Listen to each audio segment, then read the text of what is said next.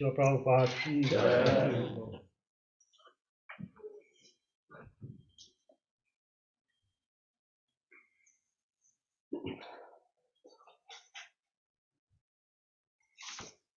Hare Krishna. So today I wanted to read from this book called Bhagavad Gita. And so maybe first I offer some prayers and then I'll start reading. Om Agyan Timirandasya Gyanajana Shalakaya Chakshu Mitamina Tasmai Shri Gurave Namaha. Om Namo Bhagavate Vasudevaya. Om Namo Bhagavate Vasudevaya. Om Namo Bhagavate Vasudevaya.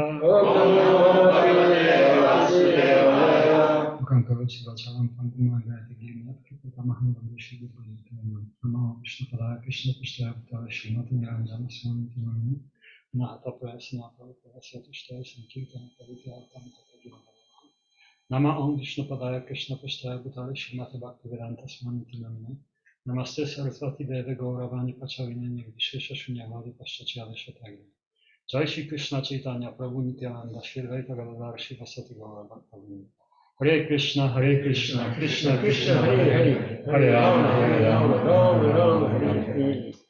So, Bhagavad Gita is the conversation between God and the living entity. God, Krishna, and living entity in this situation is Arjuna. So, maybe first, before I start reading, I'll ask you, Prabhus, who is God? Could anybody venture and say what they think who God is? Do you have an idea who God is? Or do you have any concept of God? Go ahead. How long do we have? No, just I mean, we want to just get essence of it. God is all divine persons, God is in all persons, but perhaps, for myself, I would tend to stay away of God in the absolute common as personality or who, but in all divine personalities, and certainly Sri Krishna and Ram and Kali and all other deities, anything which can be held up as Ishvara, so too. What does it mean, Ishvara? Ishvara? God in the highest, but not in the Godhead. So the highest level of manifestivity. So the primary level of manifestivity of God. And so that is your Ishvara, that is your Saguna Brahman. Anybody else would like to venture? Thank you very much. What do you probably think? You're coming to the temple. I maybe assume, I don't know if I should assume, to see or to experience God. So what is it that you want to experience, or who do you think God is? Yes? I think God is hope, or maybe... Can you say again? Yeah. It's hope, that we are coming because we have hope. Hope. Yes. Yes, okay. So, like, it is superpower that we think that can, like, we hope and, like, something related to hope. Okay. Thank you very much. So God is hope. Very, very nice. Anybody else would like to say what they think of who God is, or why do they think? Why do you come to see God or to experience God? Or yes, Prabhu. God for me is a supreme person. Yes. He is. No, it is. For me, he is. Yes. Thank you very much. Please go ahead. In Brahma Samhita, Brahmaji said that Ishwar Param Krishna Satchidananda Vigraha Nadiradi Govind Sarva Karan. These are cause of all causes. So this Bhagavatam or Bhagavad Gita is the conversation between Arjuna and Krishna. Arjuna who lost his life, he does not know what to do. And then, so this is the book that everyone needs to read, and then the God is talking to the living entity how we need to live in this material world. Thank you very much. Krishna is God. So simple answer. Krishna is God. Mm-hmm. Yeah. And also Parasar Muni also had given the 6 opulence for the God. So there are 6 opulence. like most beautiful, most wealthy, most knowledgeable. So like in all in this all Krishna is in full full extent. So yeah, and Krishna is God at last. Thank you very much. Prabhu, Guru Prasad Prabhu. Yeah, it's true. Krishna is God, but Krishna is Bhagavan.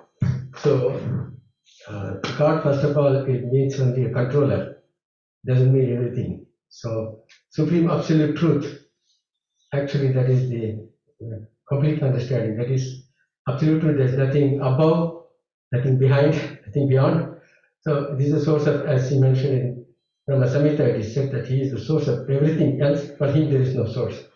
And he has various different energies, and some of his energies manifest in the material world, and he has also other spiritual energies and that manifest in the spiritual realm. And we all are part and parcel of God. We have an eternal relationship with God. The idea of coming to the temple is actually to glorify the Supreme Lord. He is manifesting in the form of deities here. So we want to relate with him by chanting his glories and glorifying him. So that is our actually privilege actually to glorify him. So this way we try to re-establish our relationship, and this way we will eventually we will achieve that realize that relationship with the love and service, and eventually by his grace we will return to his own abode. Hare Krishna. Thank you so much, Prabhu. Maybe you can hold on, Prabhu. Okay, thank you very much. It's very wonderful. We can see that there's almost as many people, as many opinions could be there, probably, yes. And that's wonderful. I mean, variety is the spice of life. It's not that, there's only one point of view or one opinion that is there. There is more. I'll present, maybe based on what Sahib Prabhu said, there is a verse in Brahma Samhita. Brahma Samhita is the book spoken by Lord Brahma, who's the first created being that started and developed the universe. And so this is his opinion. And his opinion is that Ishvara Parama Krishna Satchit Ananda Vigraha Anadi Adi Govinda Sarvakarana Karan. Yes. So Ishvara, the word Ishvara means controller. Parama means supreme controller. So there's many controllers. I am controller. I control certain field of my activity. There's Putin that controls maybe society. There's different level of controller. But Krishna is Ishvara Parama. He controls everything. So he is the topmost controller. So Ishvara Parama Krishna, his name is Krishna. Krishna means all attractive. God is unlimited, so he may have unlimited amount of names. But all attractive is very nicely describing the essence of God. So it's a very fitting name. So Ishvara, so Lord Brahma, this is what he said, Ishvara Parama Krishna. So the supreme controller is Krishna. Sat Chit Ananda Vigraha. Sat means he is eternal. Chit means he's full of knowledge, or he's fully cognizant. He's aware, fully aware. And Ananda, which means that he's full of bliss. And then there is a word Vigraha added to this, which means Vigraha means form. It actually, according to Lord Brahma, Krishna has a form. And that form is Sat, Chit, and Ananda, which is eternal, full of knowledge, and full of bliss. And then he says, Krishna Parama Satchitananda Vigraha Anadi Adi Govinda. So he is the beginning of everything, and everything emanates from him. And Sarva Karana Karanam, Sarva, everything. He's the cause of all causes. If you ask the question, what is the cause of Krishna? How did Krishna appear? No, that's the end. He's the cause of everything. So everything emanates from him. So this is the definition given by Lord Brahma, and we accept it. We Vaishnavas, we fully accept it, because Lord Brahma is it's one of the Mahajans, which is one of the authorities in Vedic scriptures, in all the Vedas that are there. Veda means knowledge, so he's one of the authorities. That's why we accept his statement about Krishna. And So this is conversation between Krishna and Arjuna, Arjuna, who is the living entity. So now we should ask ourselves, who is the living entity? Would anybody like to venture and answer the question, who is the living entity? What is the living entity? Which means jiva. Jiva, yes. Am I a living entity? Are you a living entity? Are we a living entity?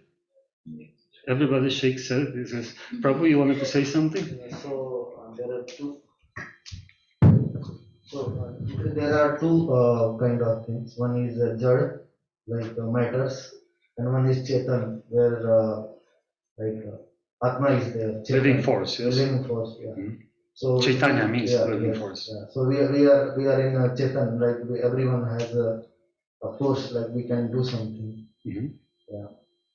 Okay, Prabhu?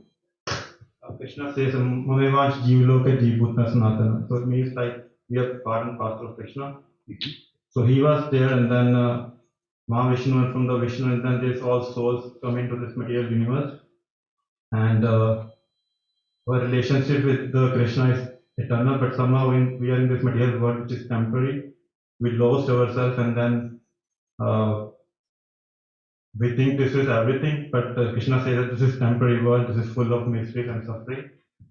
So if we read this Bhagavad Gita, we will actually know the essence of our life, because in the 1865 it said that Sarvadharma Prasadimam Mekam. Yeah, forgot the slok, but he said that if you come to me, fully surrender unto me, I will make sure that you will come back into the where you were before. Hare Krishna. Thank you, Prabhu. Anybody else would like to say something? What do you think whose jiva is? Living entity? Because Krishna is also a living entity, isn't he? So there's few points that you Prabhu has brought up. One is that there is body and there is, yes, please go ahead, Prabhu. One more definition is coming to mind is that Jeev is bound by time. Whereas Krishna is also bound by that, but externally the Jiva has to basically sacrifice. So there is different circumstances for jiva than God, yes? Correct, even though Okay. Yes. Okay, please, Prabhu. Thank you. Yes, but also to get into that jiva is also something with, the Maya koshas. You have the Annamaya kosha, you have Pranamaya kosha, you have Manomaya kosha, Vijnanamaya kosha, or Anandamaya kosha, and then within all of this there is Atman. So Can you explain these terms, because I don't think I'm not even familiar, so I Okay, don't know. so Many I people use are. too much in right terms.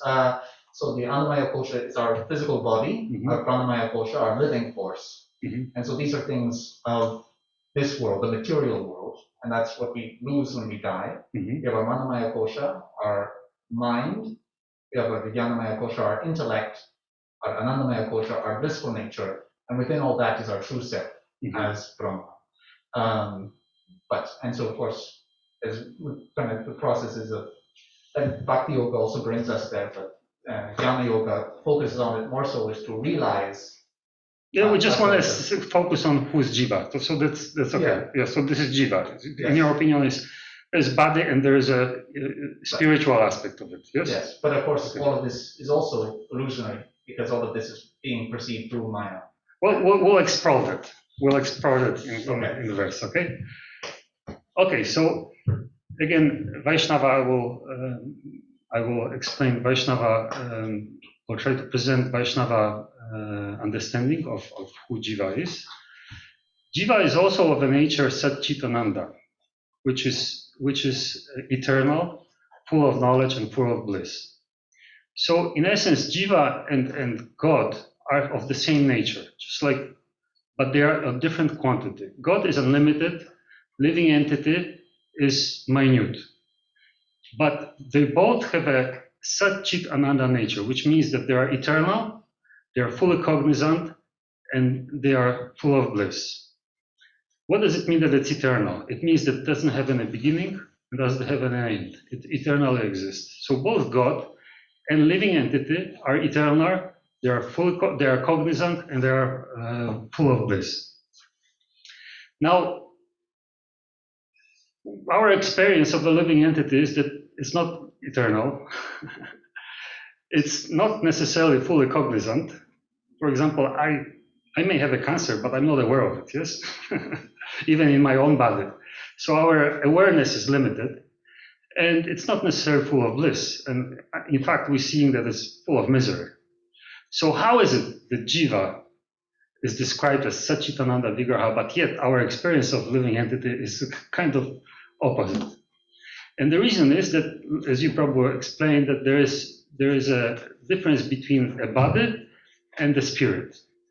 So body consists of material elements, and the nature of matter is Asat, Achit, and Nirananda, which means it's not eternal, it's temporary, is not cognizant.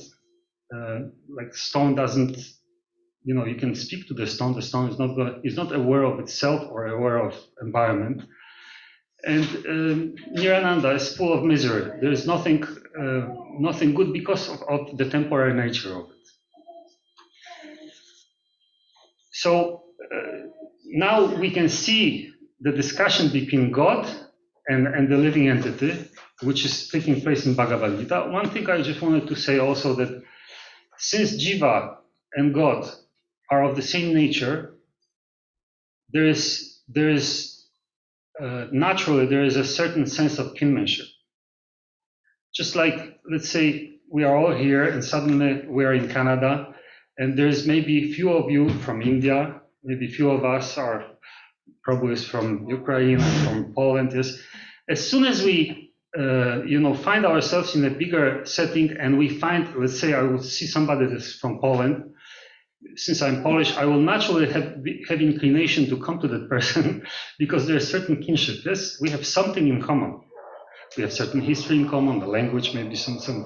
So similarly, we can see that there is a kinship between God and the living entity because they both are Satchitananda Vigraha. And Bhakti Yoga is the process of exploring that relationship of kinship. Now, so this is just an introduction, so we understand who is dialogue between. It's between God and between living entity. And I chose one verse from Bhagavad Gita.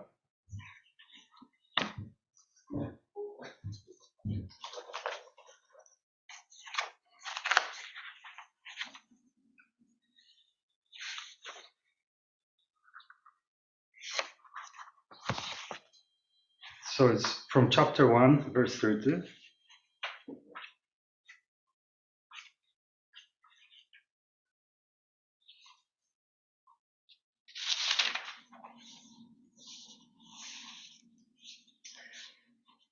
So this is Arjuna speaking. I'll read the Sanskrit and then I'll translation. So, Nacha shaknom avashtatatum brahmativa cha memana nimitani cha pashyami viparitani keshava. I am now unable to stand here any longer. I am forgetting myself and my mind is reeling. I see only causes of misfortune. O Krishna, killer of the Keshi demon. So Krishna is standing here on the battlefield, and he's about to engage into a war with the family members, with opposing side. And before the battle, when the two armies are assembled on the battlefield in Kurukshetra, Arjuna asked Krishna.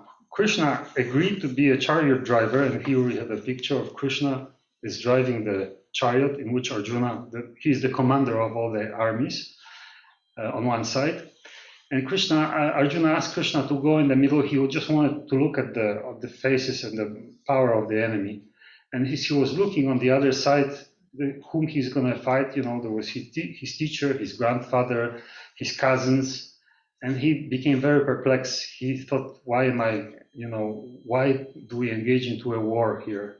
I mean, the war is never a good thing. The outcome of war is only misery, stress, unhappiness, death. And so he was really puzzled. And then when he was standing like this, he started to argue and he started to explain what are the side effects of the war, is that men leave home, the women are not protected, the children have no protection.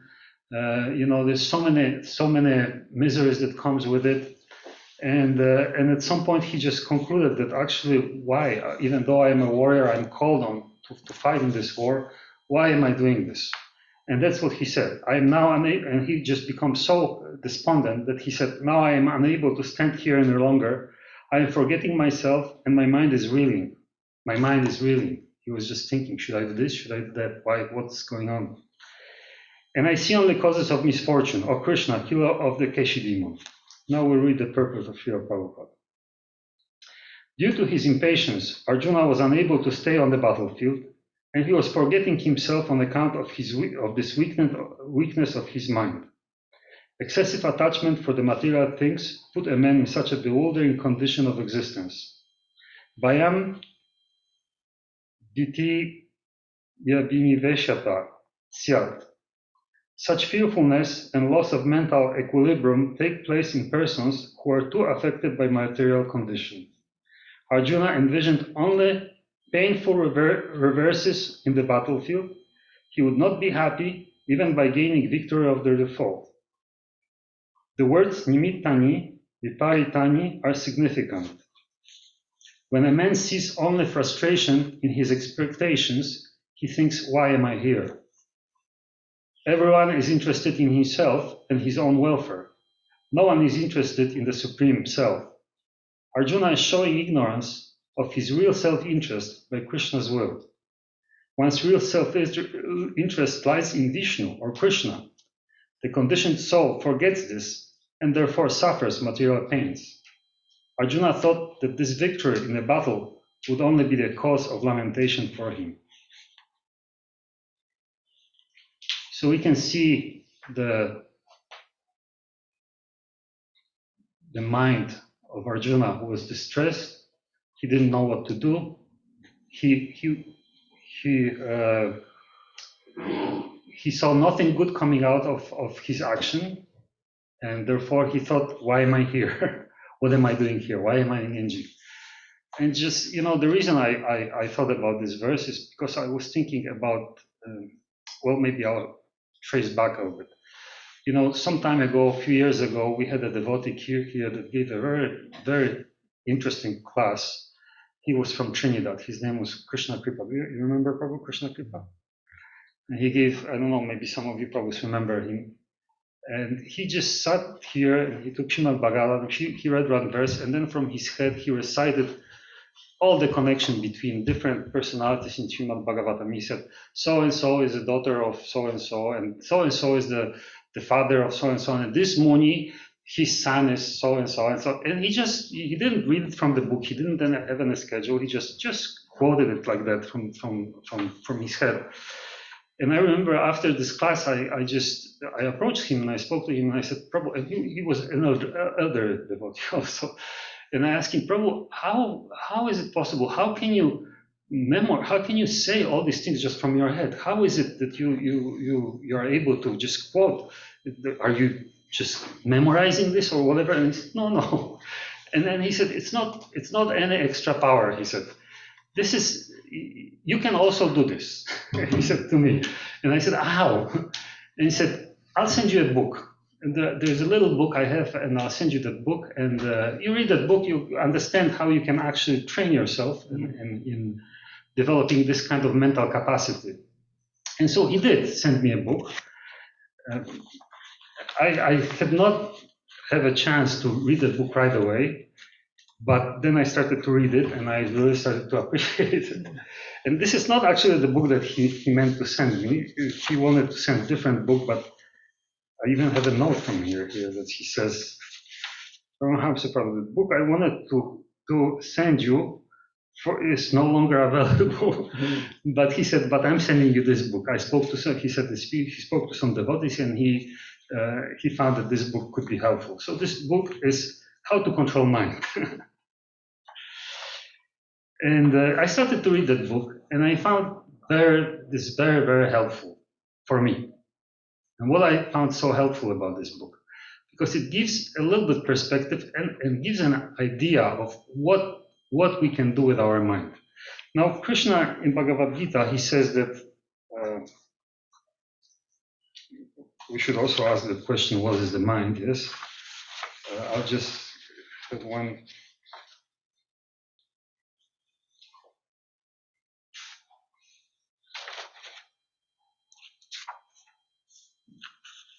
Six, 3, 4.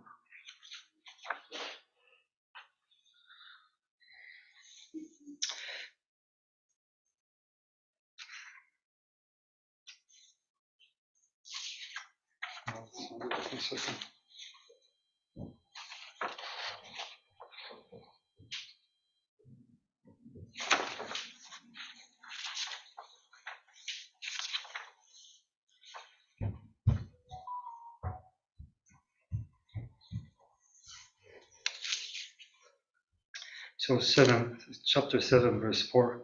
Earth, water, fire, ether, mind, intelligence, and false ego are all together. These 8 constitute my separate material energy. So Krishna explains that mind is part of the material body, material energy, and mind is controlling the senses. We have, smell, touch, sight, and there's also motor senses, like we move the genitals.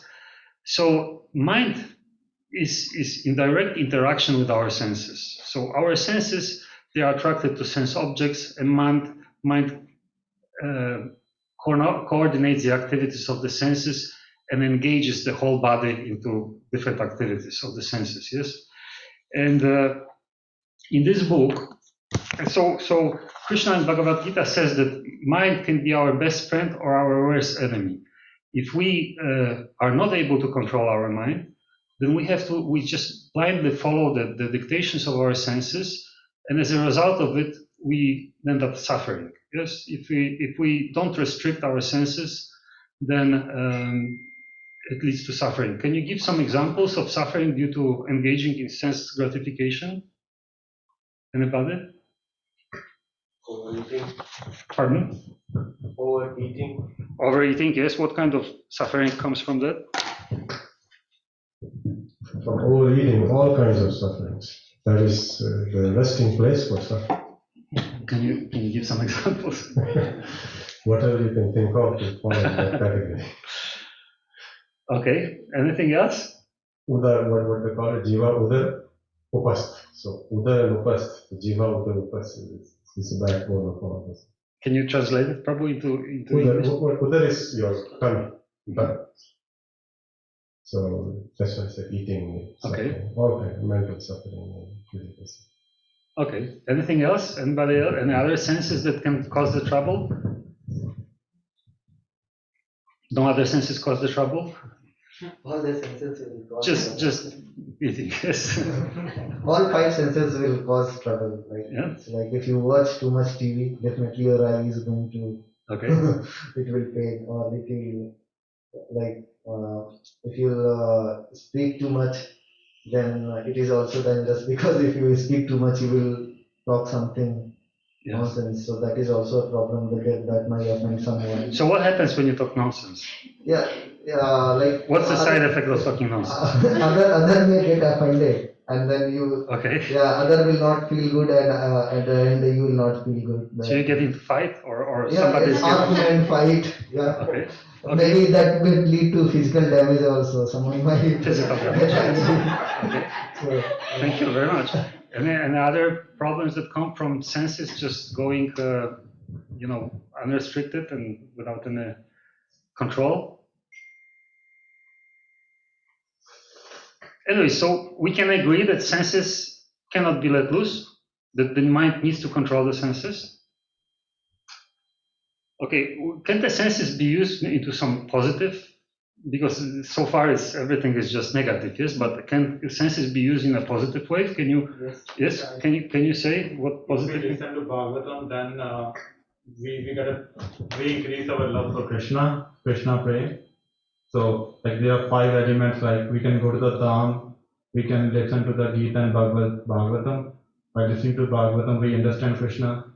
Krishna says that Manushyana Sasreshu, like out of millions, there will be one who will be trying to understand me from Tattva, like from, so he is the only person can come back to me. So if we listen about the pastime of Krishna, read Krishna book, read the Bhagavatam classes, read the Bhagavatam. But let's say I'm not interested in Krishna. Is there something that my senses can be used for that not necessarily is considered detrimental, but it can be good, yes? Senses are the basis of our survival. I'm saying like senses are the basis of our survival. Only if we see properly, we'll step in the right direction. Only if we hear things properly, we'll be able to figure things out for ourselves. And even for the taste, even that decides what to eat and what not to eat. So that's the basis of our survival. I don't think, yeah, excessive gratification is a problem, but they are the basis in many ways. Yeah. Thank you very much. It's a very, very good point also because, yes, Prabhu? Thank you. One thing I want to say, you just mentioned, I just heard all the negative part of it. What are the positive? So I was thinking, even in positive, if it's not regulated, it becomes negative. Like eating Yes. sadhana or eating. So even in the positive sense, the regulative, it has to be regulated. Basically. Yes. So we do have to acknowledge that we have the body, and that body needs to be maintained. The body doesn't exist on its own. It needs, we need water, we need food to maintain, to have energy to act, and then we need some shelter. And so the senses are used to maintain that body. Yes.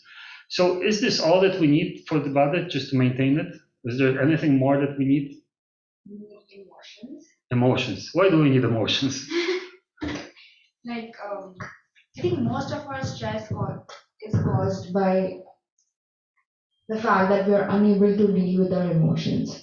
I think most of the stress is I think if I skip my meal a day, I think I won't be as stressed as if something is continuously bothering me in my mind. So I think that is a big thing, and I think it's very important to understand that aspect. Thank you very much. So we have a body with senses. That body needs to be maintained, just physically, just like the car needs to be maintained, car needs to be oiled, car needs to be filled with gas and things like that. But there's also an emotions, yes?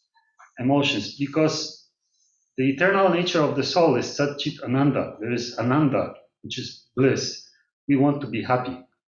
Otherwise, what's the point of all of it? Who cares about the body, yes? So we're using our senses, our body and our senses to find happiness. That's our default activity. If we see the fire there is going to burn me, we just go the other. We use our senses to walk away from this. If we see something, or nice picture or something, we go there. So this, because we want to be happy, yes? And so emotions are part of this, are part of the body. Okay, so now let's go. So we can recognize that mind needs to be used properly to control our senses, so we can regulate them and use them in such a way that it will bring us happiness. So that's why it's important to control mind. And Krishna in Bhagavad Gita says that for one who controls the mind is the best friend. For one who cannot control the mind is the worst enemy. So now I wanted to focus a little bit on the mind and share with you what I found very helpful in this book about the mind, why I find it so helpful. Because yes, there's all formulas by saints, given by saints, in our Vaishnava tradition, that one should simply engage in devotional service, use all the senses in service of Krishna, and then all our problems are going to go away. We will forget about the material body, and we will not experience the suffering. But the point is that to be at that level, it's not very many devotees or saints can be there. There's, for us, for me, it's like I'm at point A, and to get to the goal, there's certain distance, and I have to do something in between. And in between, I have to manage my senses, I have to manage my wife, not my wife. She's It's her who manages me anyways. I have to manage my mind, and I have to do it in a way that I don't go fall off the cart, and I don't get depressed, and I don't kill myself or something, or I don't get to conclusion that Arjuna here came, that he became despondent. He didn't know what to do. He just became weak. And is there anybody here that never experienced this kind of struggle, internal struggle? That yes, we go somewhere. Anybody may go somewhere to some goal, somehow want to be happy, but in the meantime, there's a lot of difficulties in your life. Is anybody here that never experienced? You never experienced this, Mother? No, I have a question. Yes. Can you please explain? Can you please explain the difference between mind and intelligence? Okay, I will. So in the description in this verse in Bhagavad Gita, there's this 8 elements. So there's senses, then there is mind. The mind directly interacts with the senses, and mind's function is to accept and reject. Yes, the senses say, I want to touch this, and the mind says you can touch it or you cannot. Now, intelligence is controlling the mind. Intelligence is the feature of our psyche that distinguishes between right and wrong. Mind doesn't distinguish between right and wrong. Mind only accepts or rejects. But what to accept and what to reject, this is the function of the intelligence. Do you understand that? How else can I explain? Does anybody have another? Perhaps because this goes back to the Maya koshas that I mentioned earlier, the jiva, right? Maya kosha is a sheath. So when we're English, Prabhu, English, because these terms are not, we're not familiar with them. Sanskrit, okay. Yes. So, but when we're awake here now, we are cognizant of our body, our physical body, and perhaps also that animating force within it, the prana. But when we dream, for instance, what do we retreat into? What are we then aware of? What are we perceiving? That is the intellect within the mind. So that is the intellect perceiving the mind, the intellect dwelling within the mind there, and we're no longer aware of our body. Well, the word intellect, you use the word intellect, which yes, which is intelligence, refers to intelligence. Again, I'm not sure how else can I describe you the feature that we distinguish between right and wrong. What is right and wrong? It means what will make me happy, what will make me not happy. Yes, Prabhu. How I understood with the example, let's say somebody is addicted to something, let's say smoking.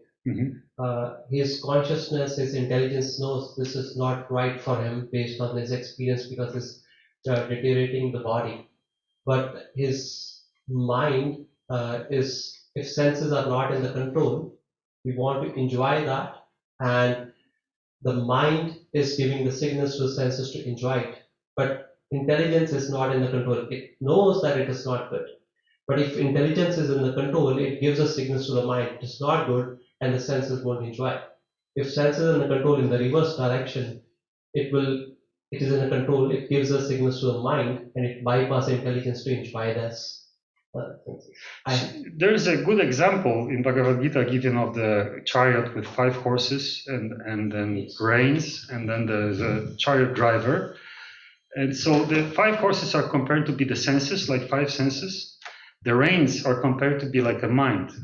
By the reins, you connect with the horses, you hold them back or you let them go, yes? And the chariot driver, the driver who holds the reins, he's compared to be like intelligence. So if the chariot driver just drops the reins, then the chariot, the mind lets the horses go and they go wild, and then the trip is not going to be very unpleasant because they go wild, maybe they go off the cliff or something, and the whole chariot is going to collapse, yes? So the role of the intelligence is to be like that, to control the mind, which controls the senses. So if there is something in you to tell you that I should do something or I should not do it, that is intelligence. And then that intelligence relays that information to your mind, and your mind is saying, okay, I should not do this. Let's hold these senses back. we're not going. I remember this. I was listening to interview in 60s with devotees when Prabhupada just came to West, and the Hare Krishna exploded, and all these young devotees, the young people, they took to Krishna because they wanted to become brahmacharis, like you wanted to become brahmachari. And one part of brahmacharis means celibacy, which is restraining from sex. And there was this 16-year-old brahmachari, and the interviewer on the news was asking you, so I heard that you refrain you practice celibacy, and he said yes, and he said, well, isn't it so unnatural? And then the brahmachari says, what do you mean unnatural? Well, you have to restrict your urges, yes. And then this brahmachari said to him, so would you suggest that if I see a woman on the street, then I should immediately jump her? Because you're saying that restricting senses is something unhelpful, but at the same time, I'm saying that if I don't restrict, you say it's okay that I'm going to go and attack a woman because my senses are acting. So the point is that senses have to be controlled, and the intelligence tells us don't do this or do this. So that's the function. If something tells us do it or not, because what's going to happen if he's going to jump? He's not going to. He's going to get arrested. He's going to go to jail. And the intelligence, that experience, like Prabhu was explaining, the intelligence was going to process this information. Said, don't do this ever again, because it's not going to be good for you. You're not going to be happy. So that's intelligence. That's how intelligence functions. Is it? Yes. Is it maybe ability to assess? To be able to assess what is good on it and what is not good for us. That's exactly what it is. Intelligence, this thing, right. this thing. So you can maybe say, this person has a high level of intelligence. This one, not so much, right, based on his actions. Yeah, because sometimes we don't know what is good for us or what is not good. So intelligence also, there is an element that needs to be, trained. Yes, for example, I work with young children, and often we observe them, and based on how they behave or the answers they give us, we say, oh well, look, this one is so intelligent, meaning really smart, Yes. He's able to problem solve, right? So this is all connected, right? Yes. Prabhupada actually said that there is 3 levels of intelligence or intelligent people.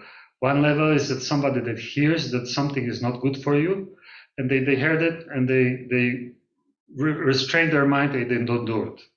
The other level of, so this is first class intelligent people. The second class intelligent people is somebody that they were told that something is not good for them, but they said, well, let me do it anyways. We'll see if it's really not good or not. So let's say Prabhupada gave an example of the thief. So then the thief goes, he steals something, even though he was told it's not good. And then he got caught, got punished. And the next time, he knows not to do it. So that's the second class of intelligence. And the third class of intelligence is somebody is told not to do it, then he's doing it anyways. And then after he experienced the negative reaction, he says, okay, but I did it wrong the first time. I stole this thing in the wrong way. I have to do it in a better way. So he goes and steals again. And then he gets caught again, and the suffering is more. So this is considered to be third. So there is different classes of intelligence. That's true. Okay, so now let's go to the mind, because again, why are we talking about mind? Because we want to see how we can empower our mind and use it as our tool to make us happy. And I don't want to go into too many philosophical, I just want to focus on practical aspects, but that's what I found practical.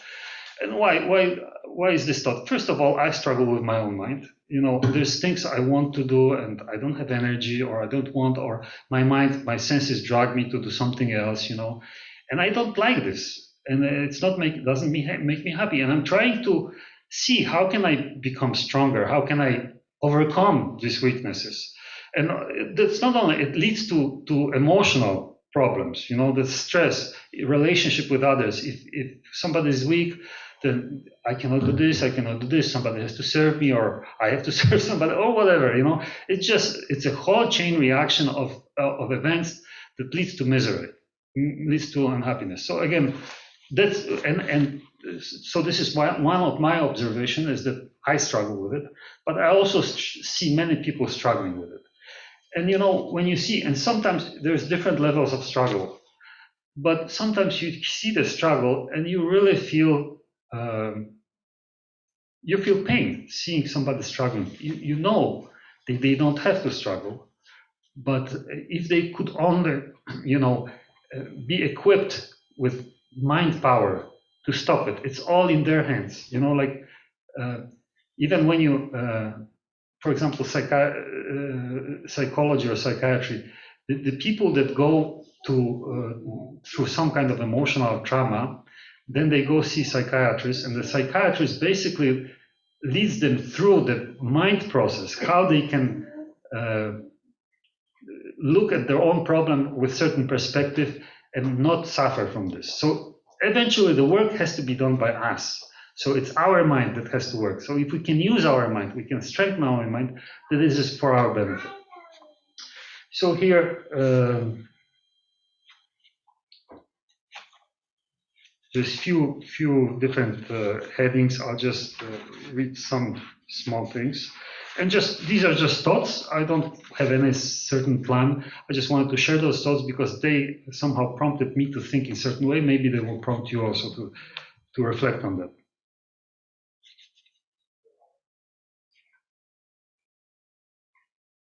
So there's a nature of my mind here. There's a little subheading. So what is mind? Mind is the faculty by virtue of which we are able to be conscious and aware of ourselves. Consciousness and awareness of self and others are the basic characteristics of mind, which distinguish sentient living beings from matter. There was one statement here.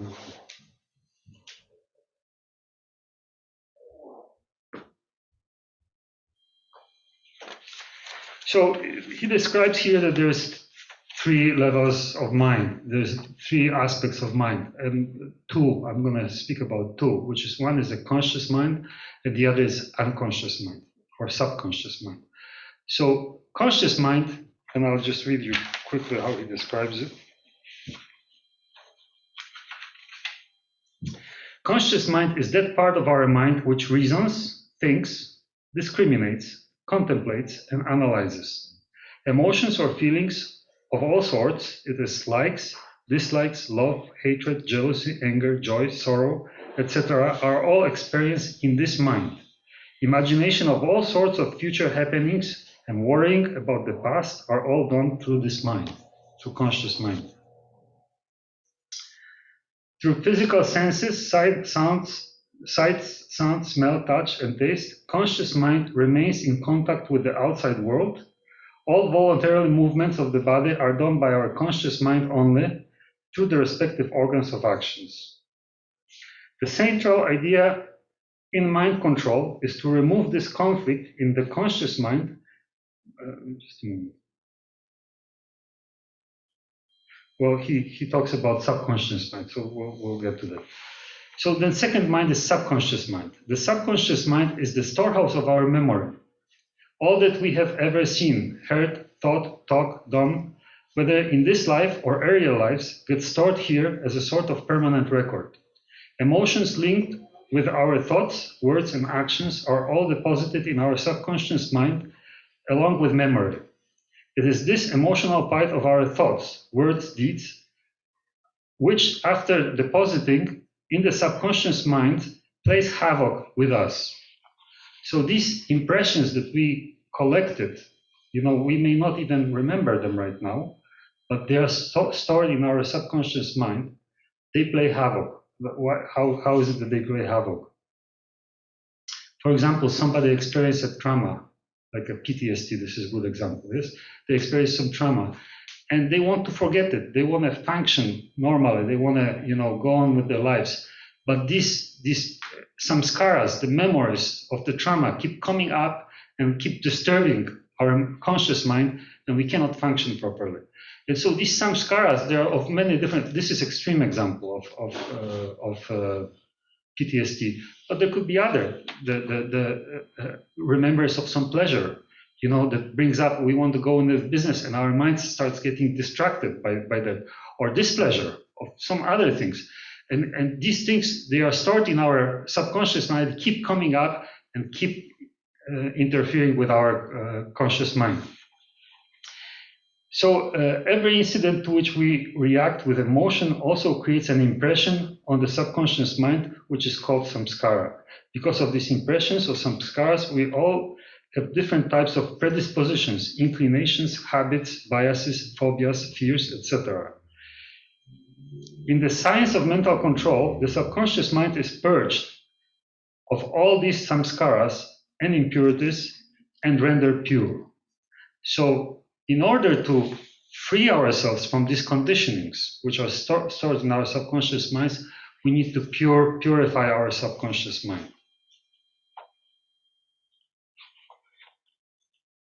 To illustrate it with an example, suppose you have had a very bad experience with a tenant in your house. You had frequent quarrels, shouting, and exchange of abuses with him. By such repeated incidents, you might develop a bias or impression in your mind that now you will never give your house on rent to anybody because all tenants would be like that only. Similarly, another person can have an opposite experience, and they will think that it's a great idea to rent because they had a good experience. But this is all subjective. And we start acting based on this experiences of our subconscious mind, and it drives our behavior, which is very irrational at that point, because it doesn't have a objective nature. So,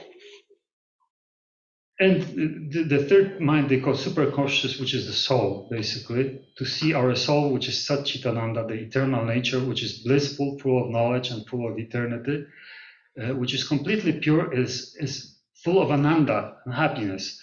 And through our conscious mind, when we try to look at ourselves as this living entity, all we see is the impurities of subconscious mind. It's like, in the fairy tales, mirror, mirror on the wall, who's the fairest of them all? So you look at the mirror and it shows you something, yes?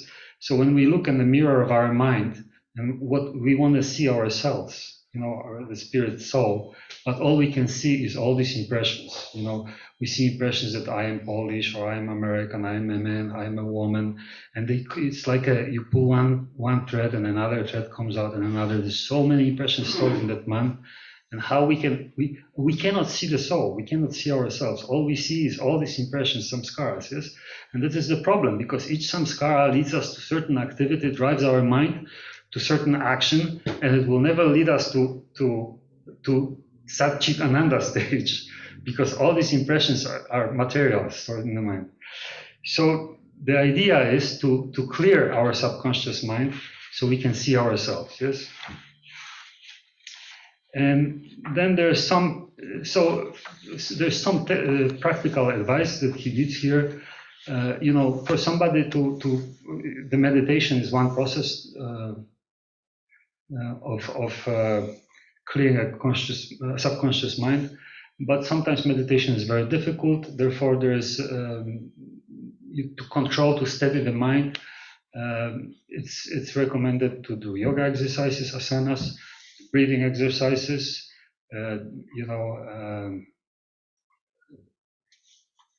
basically this kind of yoga things, which are recommended also in Sankhya Yoga by Lord Kapiladev, which we are actually, devotees are now studying this part of Srimad Bhagavatam. And then ultimately we want to engage our mind in completely pure activity, which is of this interaction between God, super soul, individual soul, and God, because this is where the purity, the happiness lies, in this Satchitananda level. But again, to get to that point, we need to do certain things. And if we can't completely engage ourselves 24/7 in service of Krishna, in the process of bhakti, then we also need to have some kind of partial remedies to help ourselves to control the mind, to direct our life. And here, some of these remedies that are given. So first of all, I found very helpful understanding that in our subconscious mind, there's so many things stored that we need to remove in order to perceive ourselves as a living entity, as a Satchitananda. And then how we go about this is by process of meditation. Meditation means controlling the thoughts. So there are different techniques that are described here. First of all, we should recognize that our thoughts have impact on us and they have the impact of others. An example is given that if my thoughts are negative towards somebody, then that person perceives this. And if I'm agitated in interaction with somebody else, that person automatically becomes agitated. So we need to recognize that. And so one part of controlling the mind is that, first of all, I have to control my thoughts and not allow my thoughts to be negative or to be agitated. And how I do it, I'm trying to be aware of that and then trying to instruct my mind to stop doing this. Another thing is of controlling the mind is I choose whom I interact with. If I see that somebody is agitated all the time and I'm becoming agitated by this, I should distance myself from that person. This is also a form of controlling the mind because I can see that influence is not good for me, so I should stop. And then, of course, there's many sources of miseries, adi atmika, adi bautika, adi daivika. It comes from another living entity, it comes from nature, it comes from our own mind, the disturbances that we experience. So this is ongoing struggle and war. And there's few things that I really appreciated here. So here he says that don't surrender before the limitations of life. You may have certain limitations in your life which are blocking your way to progress, although you wish to progress. Please note that all these limitations are with you according to the law of karma or the law of destiny.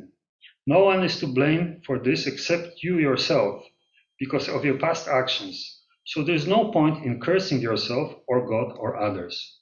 So this means accepting responsibility. If I experience something, I accept that I may have done something, and maybe it's stored in my subconscious mind. I may have done something in the past that as a result of this action, I'm experiencing suffering now.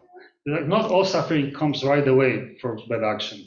It's like when we eat, it doesn't mean that stomach hurts right away, but it can hurt a little later or something like this. So our actions, they have delayed response. And if I suffer right now, I should understand, I should take responsibility that I suffer because I have done something in the past. So there's no need for me to blame the whole world, God or anybody else, that I suffer. Yes, it's unfortunate that I suffer, but blaming is not going to solve my problem. So that's a very important point. It is also true that many of these limitations can't be removed by you overnight. So it means that suffering comes even if you are determined that you're not going to suffer, you're going to control your life, you put your life together, it doesn't mean that suffering is going to go away. You will have to live with them. So sometimes you may have a chronic disease. It's not going away. We know it's not going away. And we think, why God? Why did it happen to me? It's not going to do any good for us. Because we still have mind, and that mind can function and can do things for us.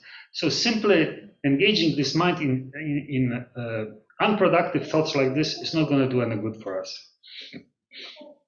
But remember, in whatever condition, limitations you are, you can always make some changes. No matter, we always have choices. No matter what happens to us, it can be the awful things. Somebody can experience violence, or being bullied or something. It repeats again and again. But you may feel that it makes no point. Like Arjuna, he dropped his things, and what's the point? Yes. But he says here that you can always make a choice. In every situation, we can make a choice. We can always think that we can improve, we can control our mind, and we can direct our mind to make the right choice. These changes will pave the way for bigger changes. So we start with small changes, and they will pave the way to bigger. Because our mind becomes stronger, it will pave the way to bigger changes. All the doors are never closed for anyone. Everyone is given a chance to grow further and come out of the vicious cycle of law of karma. However bad a person may have been, no one is doomed to eternal hell. Nothing is eternal in this material world. Everything is temporary. Even pain, even death is temporary. But death, there is another life. So, if we have this understanding, we can be equipped with certain attitude towards life. And that attitude can propel us to go and do good things. Otherwise, we go into depression, intoxication, things which lead us nowhere. But even in the difficult situation, we can find a good solutions. So by our efforts, determination, and applying the power of your free will, you can gradually frustrate the forces of your destiny and be above your destiny. Reaching at this stage, your destiny doesn't move you, but you decide your destiny and the course of action of your life. That's nice, isn't it? We can't change our destiny, but we can choose how we act on it. We can either be upset at our destiny, or we can accept it and make our life best we can. That's the difference of attitude. By your efforts, will, and determination, you can not only modify your destiny, but even frustrate it fully. If you have a strong desire and will, and working for a right cause, there is no force on earth or heaven which can prevent your success. All the forces of the universe must support your mission. That's very. You have been placed by God exactly where you deserve. This placing is actually needed by you for your growth or for working out, balancing some karmas.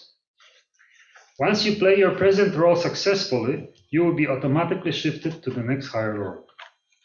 So it's also acceptance. I'm here, I'm in this body. I may like it or not, but for some reason, whoever put me here, yes, because somebody say, maybe it's not Krishna, maybe it's Yakfa, whoever put me here, because I didn't appear on my own here. I don't have power to appear like that. That's one thing that we need to recognize as a living entity. We are being moved by waves of nature or higher authorities. We don't have much say in this, yes? But so Krishna put us here in this situation to experience us, and if we take that arrangement with the proper attitude, we pass the exam, we go to the next level. If we don't do it, that becomes a problem, just like in school. If we take exam, we pass it with the proper mark, then we go forward. Then another point here is, which is also I find very, very important. Continue to progress even during problems. Some people think that when all of their problems will be over, they will then start their development plans of life. But the tragedy is that problems will keep on creeping in till the end of life. But this doesn't mean that you won't make any progress in life. So some people think, okay, let me get to this perfection of life when I have more time. Now I have to take care of my children, my wife, the job. I don't have time. I don't have energy. So why do I have to, I'll do all these things about self-improvement, self-realization later. But it never works like this, because later you get into old age, your body doesn't want to move. Your digestion is going, you have to go to the doctors to see the doctors, deal with this, deal with that. So when is later? Never later.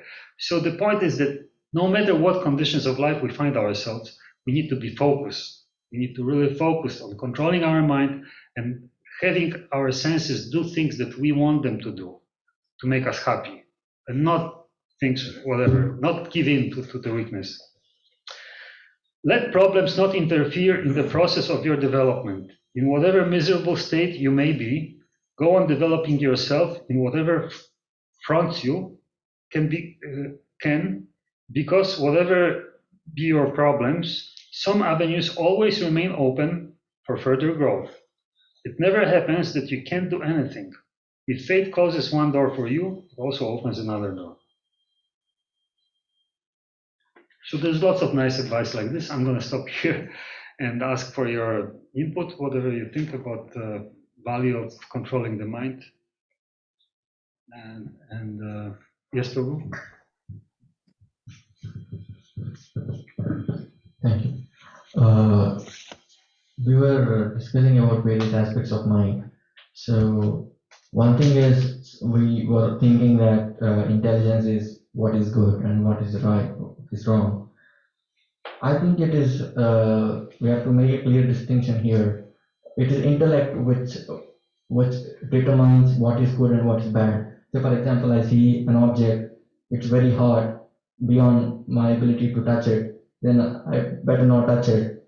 It's my intellect which is saying this. I don't need to be super intelligent to decide that. So intellect is one dimension of intelligence, and it's not intelligence but all by itself, is what I wanted to say. Yeah. So you made the distinction between intellect and intelligence. Is this what you're saying? I'm not sure if I. Oh yes, I'm saying the ability to decide what is right and what is wrong is intellect, and intellect is one of the dimensions of intelligence, not intelligence all by itself. Okay, I understand. There's more to intellect than just intellect. There's more. There's a certain process of acquiring knowledge and finding out, how to. There's a wealth of exercise on intelligence to understand what to do and what not to do. Intellect is just a branch of intelligence. There's more to it. Yes, I think you're right. Yes. Thank you. Anybody else would like to say something? We have a question. Okay, Hare Krishna. Yeah, Hare Krishna, I'm Vasanti here. It was a really good talk, really helpful, so practical. My question is, we all, like when we are struggling, you were talking about karma and struggling and suffering. So even though we do good things in this life and we are struggling, and when you talk to some devotees, they kind of tell us that, it's your bad karma from your past life. Sometimes it's frustrating. Like, how do we deal with that? We know it is because of the bad karma and we're suffering. And like you say, we are still trying to develop ourselves. What are the thoughts or what are the tips that will encourage us to keep going? Thanks. Yes, I mean, saying that I suffer, it's all my own fault. It's very often it's not very helpful. I agree with it. And therefore, we should have compassion for each other and for ourselves as well. We should also, try to find again, like this author here. He says, trying to find good in whatever situation we find ourselves. Just dwelling on negativity is not going to do anything. That's the first point, that we need to direct our mind to change the focus. Instead of focusing, yes?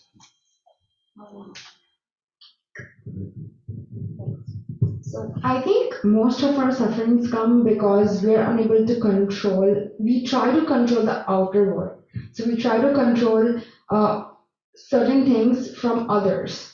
But that's the thing, if we actually take accountability of the fact that it is because of our own bad karma, that is why we are suffering, I think that is the realization where the suffering automatically reduces, because we are taking accountability of it. But like the moment I try to control is like certain actions from the other person or other situations, I think it just keeps on accumulating. I think this is perfect answer to this question. Yes, that if we try to control, whatever happens outside of us, we'll never be successful. We'll always be frustrated. But what we can control is our own reaction, or our own response.